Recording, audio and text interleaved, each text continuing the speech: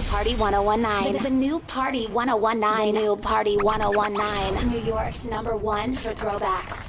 Ladies and gentlemen, welcome to Outside the Booth, where we talk to DJs about their life and experiences. My name is DJ Kamish, alongside the one and only BX. Hey now. Shout out to Mr. 212. He'll be back next week, or next show, shall I say. Special shout out to our guy Rick on the boards. Yes. Thank you for watching us on YouTube, on Twitch, on Fly TV. Yes. And thank you for listening to us on Party 1019 and Kamish Radio and wherever you get your podcasts, right? Follow us because, especially on YouTube, because we're looking to get to that 1,000 mark right there. Follow us, like us, subscribe to us, review us, give us 5 stars. And if you don't, you're just hating. Yeah, if you Show give us some love. especially if you give us 4 stars. Yeah, you definitely hate. Show us some love. Definitely. Show us some love. How you doing? I'm good. I'm good. I'm excited about our next guest. Yes, our next This guest, I can say I've known for 20 years. How about that? Really? Yes. Y'all go back that much? That far. Wow. So now That you far. so now you I'm in the 20 club now. Now you're in the 20 I'm club. in the 20-year club. Finally. Okay. Finally, other than Knuckles, someone Right. I've known for 20 years is up here. So Kamish always has all the DJs like 20 years friendships and stuff like that. I don't get it, but everybody's 20 to 25 years. We out here, we in these streets. So I'm happy to introduce my friend, Hey. one of the building shakers. Hey. You know what I'm saying? DJ Shame is in the building. Salute. I'm so excited to see you here. Thank you for coming up. Listen, I appreciate the plug. Appreciate the plug. Listen, humble. He's always this calm and quiet, so it's like I'm Humble. sitting with two very calm personalities. That's very true. Yeah, he's very calm, but That's very on the true. turntables, this guy is not calm. I get it. He's not calm. So he's bringing the energy. He brings the energy. That's He's that's not why calm. he's calm. He's saving the Yeah. energy for being on the turntables. Yeah. know what I mean? He stresses me out. He stressed me out. So I was telling everybody off scene, but I have to say it because I want everyone, especially the women out there. Uh-oh. Oh boy. If You really want to say this? I'm going to say it. Okay. I'm going to say it. You know why? Because You I'm bold. real. You bold. Because All I'm right. real. You bold. And this is very BX of me. Okay. I'm from the Bronx. I'm BX. I'm going to do it the BX way. Okay. Ladies, if you go and you are knowing that you're going to a DJ Shane party and you just so happen to wear a lace front wig, I can't believe I'm this. telling you right now, do not go without a headband in your purse or your pocket Wow. because you will sweat said wig off your Wow. forehead. Wow. Okay? She just said this. She I just can, said this. Yeah, I said it. I Okay. know I wear wigs. Come on now. I'm already with a different cute do every time. But listen, this guy, I go to an event that he's DJing. I'm like, I'm only going to be there for about 30, 40 minutes. I'm going to see my son perform, then I'm leaving. Mm-hmm. I didn't know he was going on after my son. Okay. So okay. you went on after day, right? Yeah. So he goes on after day. So I'm, getting into it. Then all of a sudden he just started going banger after banger after banger. That's So me, miss, I'm not staying long. It's a Sunday. I'm going home. You end up closing it out. What? I went over to him. I said, yo, you make me sick. He was like, yo, what did I do? I said, She was I done like- she's sweated like, my "I'm gonna whole fight wig you." off. That's hilarious. I done said my whole lace front is loose. So give it up. Drop a bomb, Rick, please, for my boy DJ Shane for, violating lace fronts and the hair glue that we have to, endorse and buy all the time. That's hilarious. That One that hell of an introduction. right. Can't top that. No, you can't. He is. He went there. He went there. So I'm so glad that you're here. Hey, man, appreciate it. How did you get your name though? Okay. I'm gonna try to condense the story. Okay. I used to tag back in the day all Okay. of the earlier tag artists from Staten Island, TMB, the Midnight Bombers. Okay. Right? They were all in my art class. So I went through like 3 tags. I used to tag up Lord Faze, then Oki. I used to put like a bomb with a smiley face. And then I was like, hey, I'm getting tired of these letters. I want something different. And then I was like, Shame. I was like, Shame, just because I like the arrangement of the letters and I can do anything with those letters. I said, I like it. And this was pre-Wu-Tang. This was like 91-ish, going into 92. Okay, So okay. Pre-Wu-Tang, all of that. So I was like, you know what? I like this name, Shame. I'm sticking with it. So everybody started calling me Shame, and this is right leading up to before I bought my first turntables and everything. I used to tag it. So we used to go out over the weekends. Like I said, I used to bend the law or two. Can't hold me. Statute of limitations has passed. Wow. And the Midnight Bombers, I used to see them in my 5th period class, art, advanced art. And they were like, hey, Shame, did you leave a character in the alley off of Jewett and Post? And I'm like, yes. They're like, yo, bro, that was sick. I was like, thank you. So, and then moving forward, after I graduated in 95 from Port Richmond, I went to the Air Force. Okay. 4 years active duty. I had a position that was deemed to me by the sergeant. You go in his office and you clean up, and pretty much you got the privileges to walk in there. Everybody else couldn't walk in there unless you had one of those ropes across your chest or whatever to get people in order. The name of the job was called the House Mouse. So being that I was from New York, people didn't know my name outside of Moss on your chest. Yeah. So I was like, People started calling me Mouse. Or New York. Okay. So I was like, call me Shame. Mm-hmm. And this is before I got it tatted. That was my first tattoo. So long story short, it's graduation night. We're in Bob Hope Theater in Texas. We haven't had no female contact for about 6 to 8 weeks. Oh, Okay. You're dying. Backed up. Backed up. So all of my guys that I was graduating with, they were like, hey, man, can't wait to go to the dance. We're in our service dress blue Air Force uniforms. And I said, hey, wait a minute. Everybody huddle up. Let's go to the bathroom. They're like, what? What you talking about, Shane? Trust me. Let's go to the bathroom. They're like, what? I said, listen, we haven't had no female contact for about 6 to 8 weeks. Everybody gonna be horny. Everybody gonna be on it. Holla at the ugly chicks. Trust me. It's gonna work. Right. They like, all right, we gonna follow your lead. Sure enough, hollered at all the ugly chicks first, and by default, all the pretty chicks came and started hollering at everybody. A shame. And I guess at the end of the night, I bagged the most non-attractive young lady. I'll be politically correct. And they were like, damn, no wonder they call you Shame. Ain't no shame in your game. Wow. Hence the name preceded me. Yeah. Wow. But on the DJ tip, I put people to shame behind them techniques. Nice. Hashtag watch these hands. Wow. Watch these hands. So when did you said you was starting to tag before you even started turntables. So when did you Yeah. get to the turntables?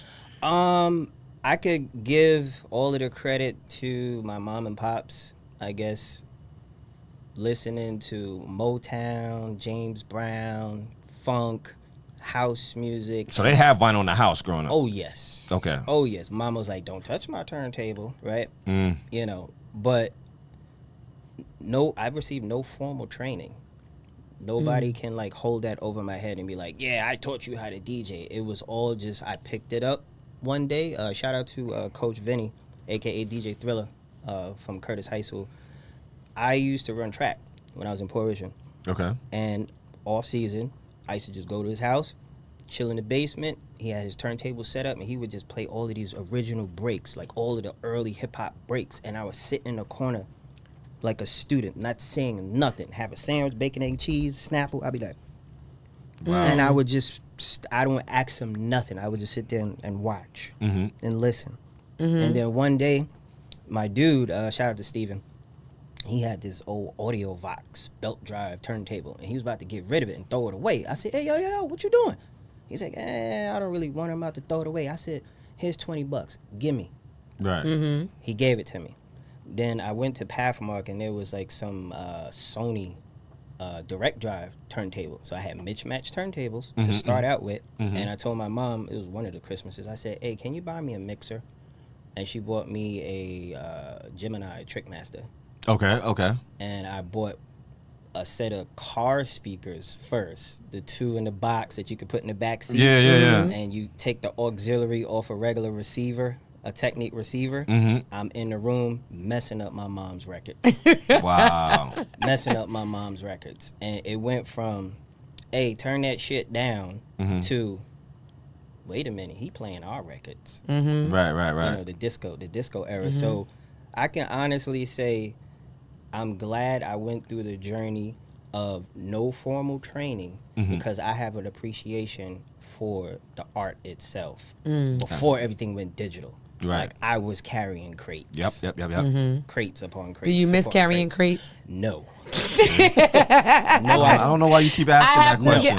I like to get the reactions from our guests when I ask that question, because I carrying want to things. see if there's ever going to be a guest to say they missed the crates. They missed the crates. Absolutely not. So when you were in the service, you weren't DJing at that time. Oh, You didn't. yes, I was. You were. So how did that go when you being out there with no turntables? Once I got to Barksdale Air Force Base, Louisiana, because I graduated from Texas, Shepherd Air Force Base. Once I got to Louisiana, I told my mom, I said, "Hey, Ma, how much does it cost to ship my turntables down here and my crates of records?" She was like, "Oh, we're gonna have to pay a lot of money because it's the weight." Yeah. And she was like, "I'm gonna send it to you in pieces." So I went to the it's called the PX. It's like a military version of like Walmart. So I went to the PX. I bought the Surin Vega 12-inch with the red woofer. Okay. Bought that first. She mailed me one of my turntables first, and I think the mixer. So at least I was good with one. Right. Then maybe a couple weeks later, the other one came. And then everything's flowing in. The crates started arriving. Right. So I forgot who this guy's name was, but I could paint a picture. Remember Martin? Yeah. Remember Gus? Otis? Yeah. This owner of the club that was on base looks exactly like old Otis. Old Jerry curl, thick Coke bottle glasses, herringbone chain, pot belly, or whatever. So let me paint the story, right? My dudes that I met, shout out to the Metro for life, my guys. They were like, "Hey, this guy that just got to the base, he's from New York, and he DJs." And he was like, "Oh, really? Bring him by the club. Let me meet him." So he showed me the equipment and stuff. They had like CDJs or something like that, and turntables. Then they had another thing where it played music videos. So he's like, "All right, here's how to do it. Here's how to work the lights and everything. And you got the cosign." So he's like, "Hey, you good for this Friday?" I'm like, "Hell yeah, let's get it." Yeah. And he's like, "All right, cool." It's 1997. Triumph. Oh yeah. Wu-Tang. Wu-Tang. Yeah. Big So when I was in Louisiana, you know, it was the East Coast, West Coast, Biggie, Tupac. Absolutely. People had a difference of opinion at that time. Men and women did not like you, clearly, because you were from New York. Right. They didn't have to course. meet you from a can of paint. Yeah.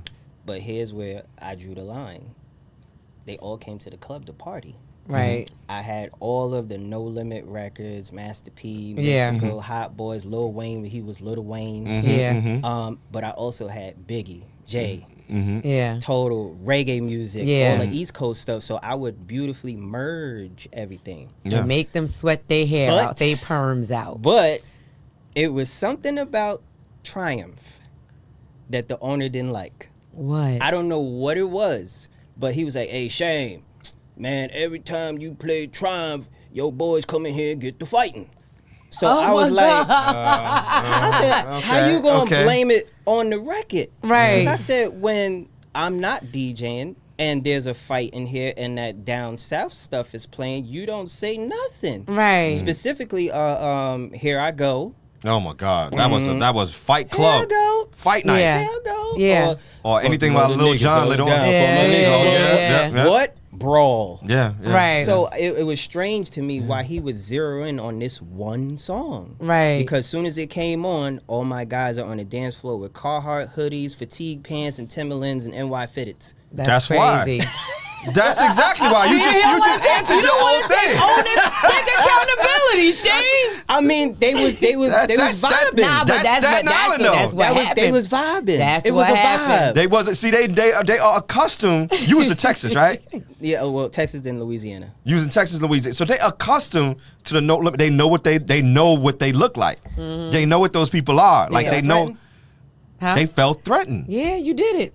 You started that. So let me ask you a question. So being from Staten Island and everything, and if my memory serves me correctly, you did at one point have like interactions and work with the Wu-Tang, no? No, yes and no. Okay. Shout out to Shaheem, my brother. I used to see him come in front of Port Richmond, him in rubber bands with that big ass boom box. And when I used to cut, I was a bad kid. And battle people in front of Port Richmond. Okay. So like I said, this is pre-Wu-Tang. Okay. Before the Method Man video came out.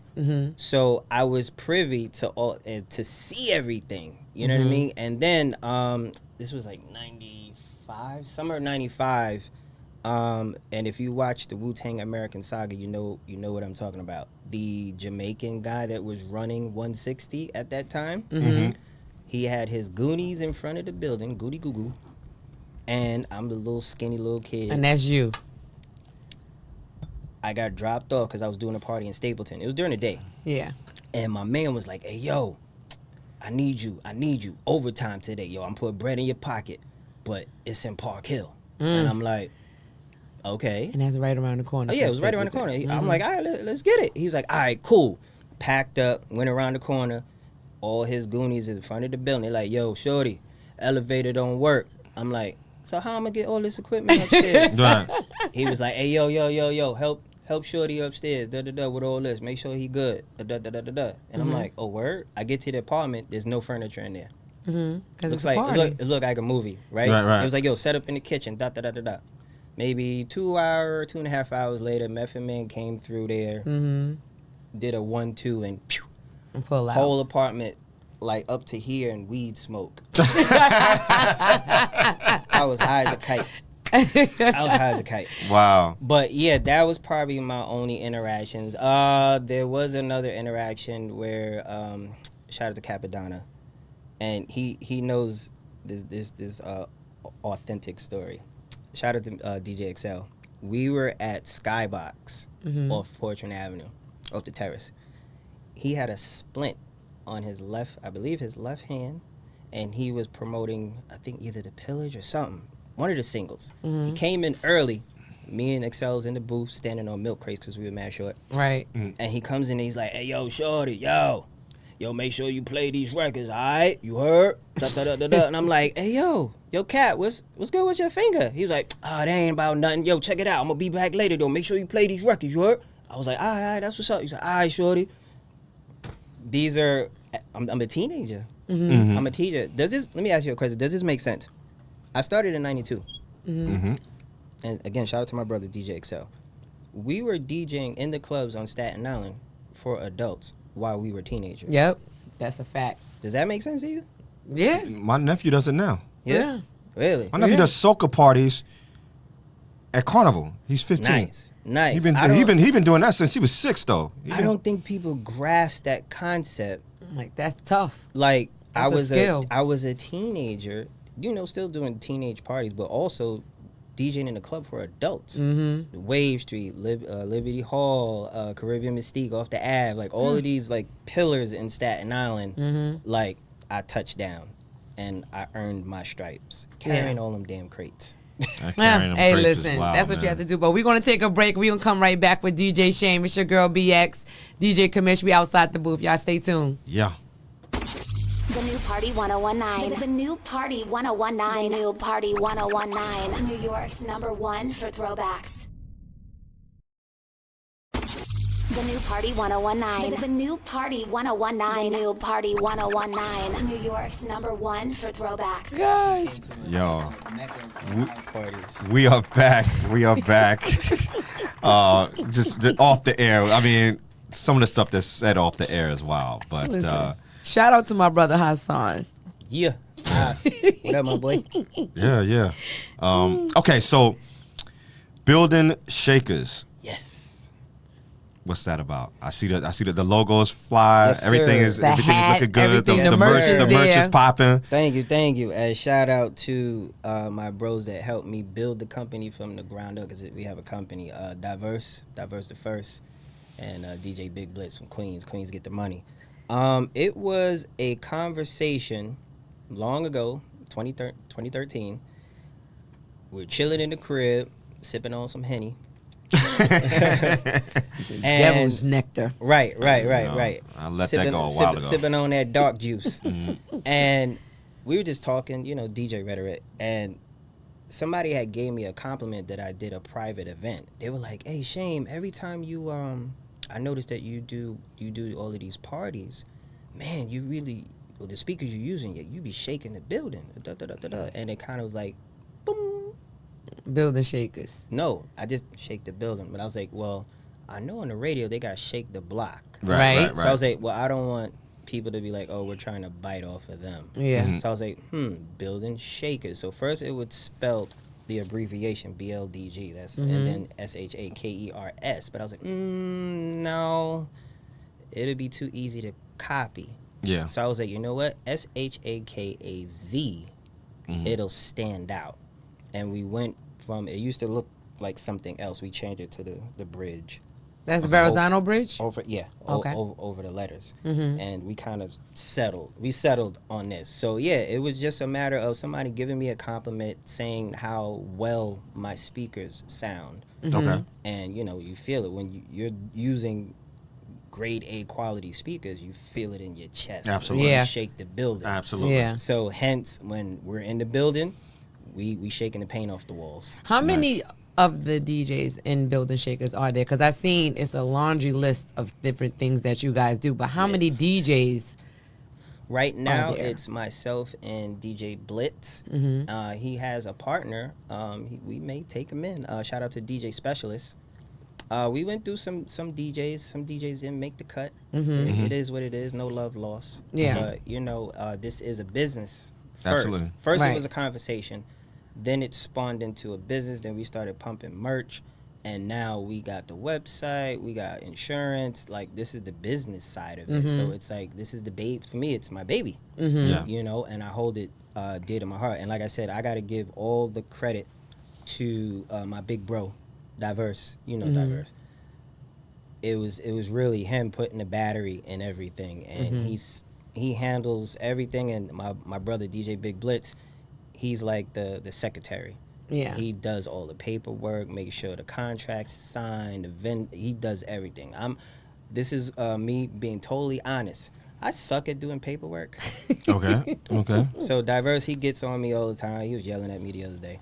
But it's like, look, I'm glad I got these guys in my corner, because at the end of the day, love don't pay the bills. Right. Yeah.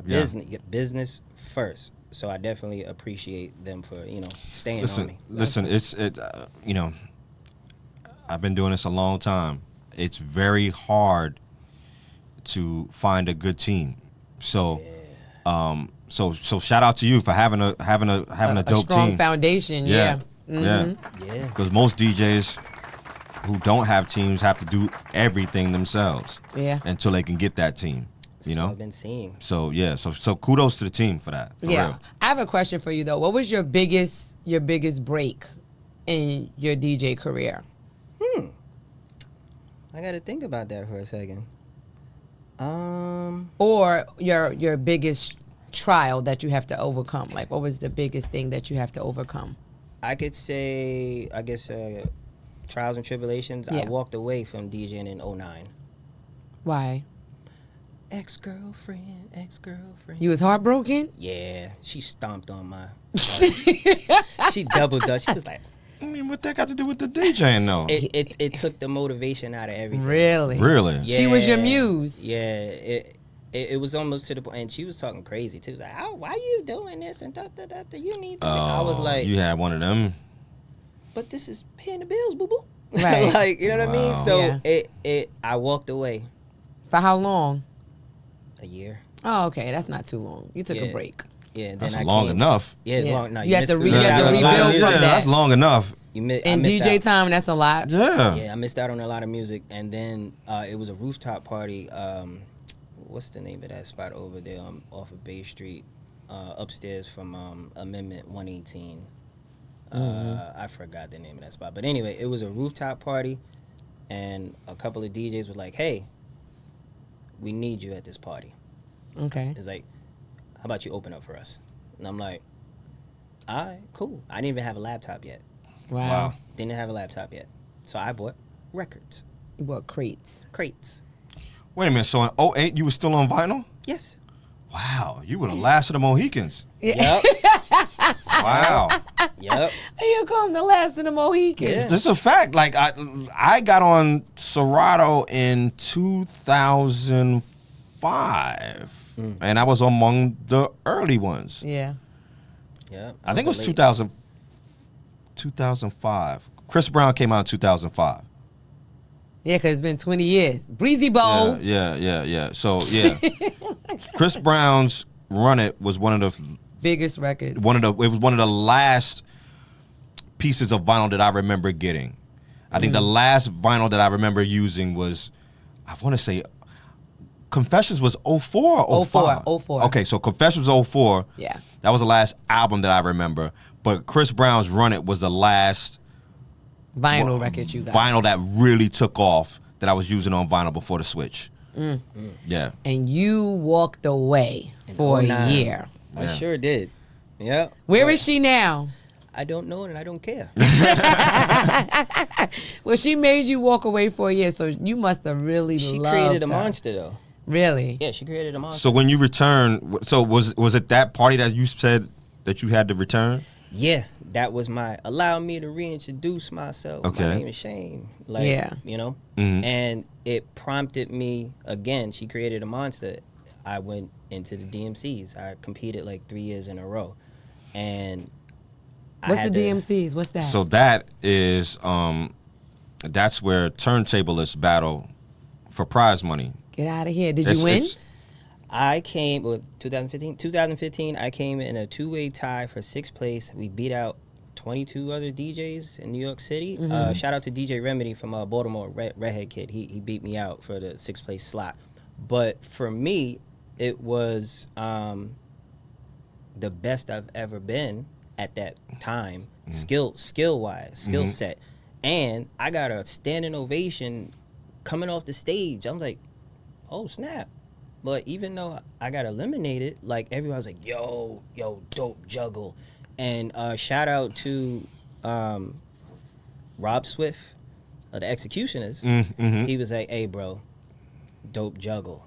And for me, it was like, yo, these are my idols. Like Rob Swift, Mr. Sinister, rest in peace, Rock Raider. I used to watch them in the early 90s, you know, battle, and I was so in awe of how they took two records and totally transformed it into something else. So that kind of, you know, lured me into the battle circuit. And I can honestly say I have a love and a passion for beat juggling. You know, scratching, I'm nice, but I'd rather take a record and then totally transform it. And you'd be like, that's the same record? That's what you did when you made my hair. Yeah, I did that. Yeah, he did that. He did that. He did that. That's crazy though. So how does your family, you know, receive you being this big DJ? And is DJing is that your only thing that you do for career wise, or is there something else that you do? No, like I said before, it was, I wouldn't even say it was a hobby. It was a love. Like I love music. And shout out to mom and dad, mama and papa bear. They introduced me to music early on. Like I said, Motown, James Brown, Aretha Franklin, everything, house music, jazz, funk. And my father used to take me, even this was when we was in Brooklyn. My father used to take me to Albany Park. We used to take a piece of cardboard from the corner store. We'd go to the park and he'd be like, show me your moves, son. So I always had a love for music early on hip hop. So I guess it was in me. Yeah. The music was in me. It was just a matter of time before, you know, I reached out and boom, turntables, and that was it. So now it went from, hey, you're making noise to, hey, son, what event are you doing? Oh, okay. What kind of crowd is it? Oh, okay, we'll stop by for an hour. Oh, that's nice. Yeah. That's awesome. That's Yeah. dope. That's That's dope awesome. that they want to see you perform. Yeah, nah, I appreciate it, though. I definitely appreciate them seeing the growth because, you know, 30 plus years from 92 to Yeah. now. Yeah. 30 plus years, and to still be relevant and watch how the DJ game evolved. Mm-hmm. And I saw a lot of DJs come and go. Absolutely. So I'm still blessed to be relevant. I'm still blessed that it pays the bills. Yeah. To me, it's not a hobby. I love DJing. Right. And I don't know where I would be, but I went to the military to be an electrician. This was 96. So I've been an electrician since 96. So electricians pay the bills, but also DJing pays the bills. Also. You know, I'm still blessed that DJs pay it. It pay a light bill. So let me ask you a question. Who is in your list, who's your top 5 DJs, either living or still here? Name Top 5 of your five. five, yeah. Well, like I said, recipes, Rock Raider. He's Absolutely. one. He's one. Shout out to Philly, Jazzy Jeff. Mm-hmm. Kid Capri. Mm-hmm.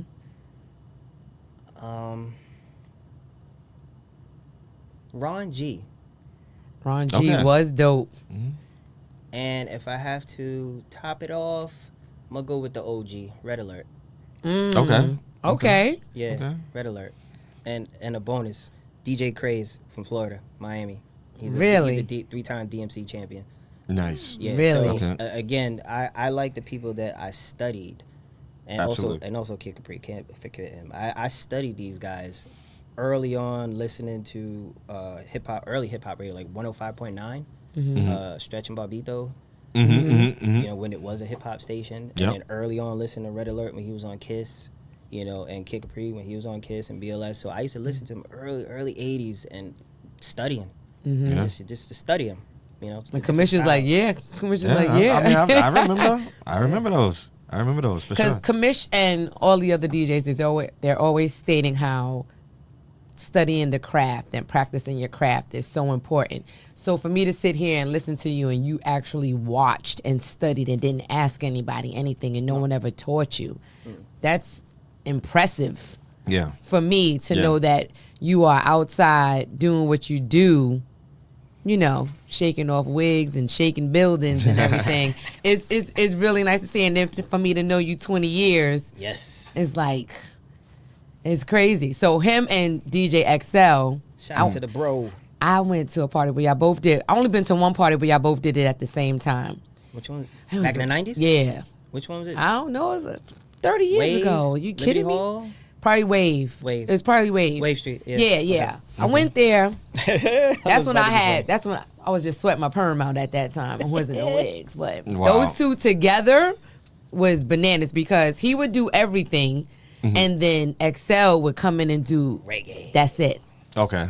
and okay. he would kill That's so. on the reggae. That's So yeah, that's my. Shout out that's to my the bro. Shout out yeah, to DJ it's my XL. Eddie Kins. Yes, love him. But before we go, I have to ask you, what advice would you give to a young up and coming DJ Shane? I would tell him, don't walk away in 09. I missed out on too many records. Right. But no, if I could tell my younger self, Mm-hmm. just stay true to the craft. Don't let outside noise and outside opinions steer you off the course, because greatness is coming. That's what I would tell my younger self. Yeah, I kind of took everybody's like opinions in and probably took it to heart. But it's Yeah, like, that could throw you off if you do that. Yeah. yeah, but Yeah. my thing is skill set versus the aura that you create inside of a party. That's all I need, because again, I've noticed with time, you can't please everybody. No, you can't. I No, call you it can't. the 80-20. 80% of people are going to be satisfied in a party. You got 20% like, I didn't enjoy the music, but you were here for 4 hours. Right. I couldn't have been that bad. You were here for 4 hours. You couldn't was have been that. drinking. You You know, couldn't have when you was been that. eating, you was drinking. You know what I mean? Right. The I had to the catch bar you not doing the happy. 2-step sooner. I had to catch I you didn't doing play the 2-step one sooner. song you requested, because you know sometimes it throws off the chi. It throws off. You Right. know, it's like, no, I'm not playing that. No, I'm not. How are you on request? I don't That's like what- it. You don't like it? No, I don't. It depends. It depends. Here's the variable. I'll give you a scenario. I was in Queens. This weekend? No, this was a couple of months. This was last year when it was cold. Franklin Social. Shout out to my bro. He's a union DJ, DJ Drew. Okay. He started off the party, then he was double booked. He had to go somewhere else. He was like, yo, meet me at the other spot. I'm like, all right, cool. I got it. It was an Italian guy. He looked like Silver Fox. Silver Fox, nice silk shirt, had it open, machismo style. Okay. And he comes over and says, hey, bro, can you play some Sizzler? I was like, what? Wow. Sizzler. Okay. Reggae. Okay. Okay. I was like, I was like, yeah. He's like, and oh, you have any Cuddy Ranks? I said, I absolutely do. Right. Matter of fact, I'm about to play that next. Right. Because it was in pocket with what I was playing. Already But doing. It threw me for a loop. That he But was again, asking for that. Yeah. Music is music does not have no color. It doesn't. Right. So you'd be surprised who likes the same type of music you like. Yeah. Yeah. But I don't like when you're in a pocket.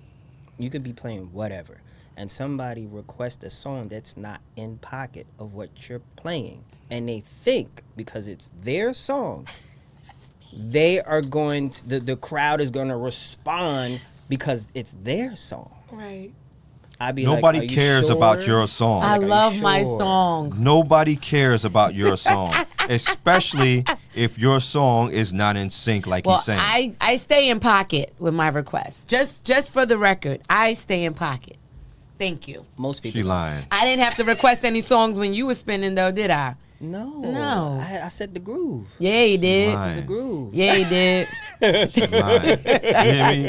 She lying. I'm telling the truth. But listen, let everybody know where they can follow you, where they can book you, where they can party with you. Oh, where are yes. you? Where are you? You have any events coming up? Yes, actually. Well, one event this Friday. I'm not DJing, but my brother DJ Big Blitz. He will be at the True to Life Center on Staten Island. It's the 10-year anniversary of Projectivity. Okay. Shout out to Christian Penn. Again, shout out to Diverse First. Fatherhood Matters. They will be giving out a whole bunch of awards to people in the community that they're going to recognize. Nice. I believe that's from 7 to 11. That's dope. Friday. And this Saturday, again, I will be on Staten Island at Tappan Park. That's off the corner of Bay Street and Chase Bank. Everybody knows where that is. Yeah. Where the buses do the little shoehorn. And where like that. Cosby sitting right there on the corner. Right. Well, everything's going to be blocked off. Gotcha. I will be there for the 14th anniversary Black Heritage Day Parade That's from dope. 12 to 5 p.m. That's Nice. dope. And you Yeah, spending Saturday. that whole 5 hours? Yeah. Well, That's I think they're awesome. going to have a band Okay. and a couple of performances, so I'll get a union break. Oh, okay. Okay. Yeah, I'll get a union break. Okay, and your IG and social media. You guys can follow me on IG at DJDEEJAY _ Shame SHAME on IG. Okay. Yeah. And there you have it, ladies and Yeah. gentlemen. My friend of 20 years, DJ Shame. This is Outside the Thank Booth. you I'm for your girl, coming. BX. Yeah. DJ Kamish, thank you for coming. I appreciate you. Lady. Y'all stay tuned. The new Party 1019. The new Party 1019. The new Party 1019. New York's #1 for throwbacks.